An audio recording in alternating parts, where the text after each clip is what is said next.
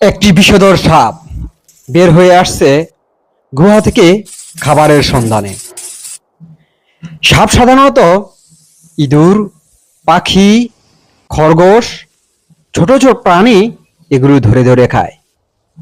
কিন্তু ভাগ্যের নির্মম পরিহাস, উপর থেকে তাকে নজর করছে এক ভয়ঙ্কর রাক্ষসী ঈগল। তাকে ধরার জন্য সে পিছু পিছু ধাওয়া করছে। সাপও ছুটে চলছে বাঁচার জন্য আশ্রয়ের খোঁজে কোনো এক ছোট্ট গুহার কিনারায়।